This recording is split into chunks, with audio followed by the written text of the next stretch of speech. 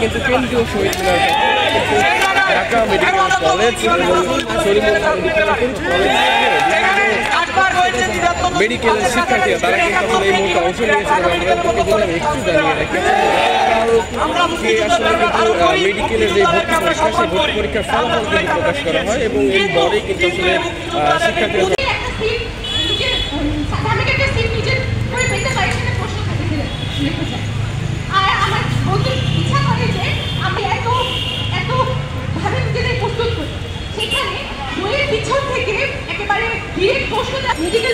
পরীক্ষার প্রশ্ন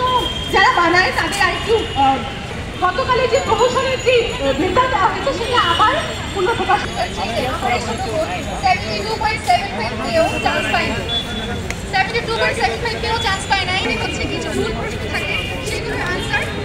সঠিক আনসার নেয় না। যেমন কোনো প্রশ্নে যদি ভুল থাকে সেই ভুল আনসারই তারা সংশোধন না করে ওই ভুল আনসারই তারা উত্তর হিসেবে নিয়ে নেয়, যেটা খুবই লজ্জাজনক। কারণ আমাদের তো মেধার ভিত্তিতে পরীক্ষা হচ্ছে, এখানে আমরা ভুল একটা আনসার খুশি আমাদের প্রশ্নের আনসার যদি সংশোধন হয় আর আমাদেরকে যাতে 100টা প্রশ্নেরই আনসার এই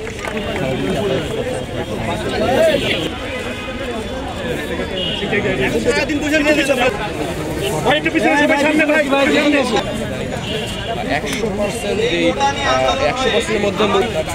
এই 5%-এর মধ্যে যে পরীক্ষা রয়েছে সেটি আসলে বাতিল করতে হবে এবং যে পরীক্ষা রয়েছে সেটি দেখা যাচ্ছে এত বড় বৈষম্য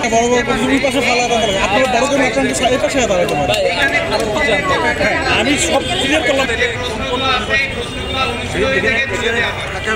তাতে দেখা যায় 2 বছর ভালো করে পড়াশোনা করছে এবং মেডিকেল ভর্তি পরীক্ষার জন্য রাজীব ভাই তারা অনেক সময় বৈষম্যের শিকার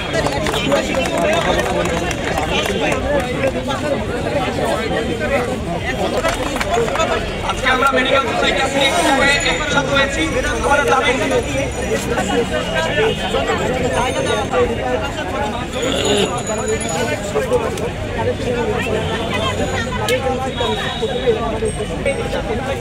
কিন্তু কেন্দ্রীয় শহীদ মিনার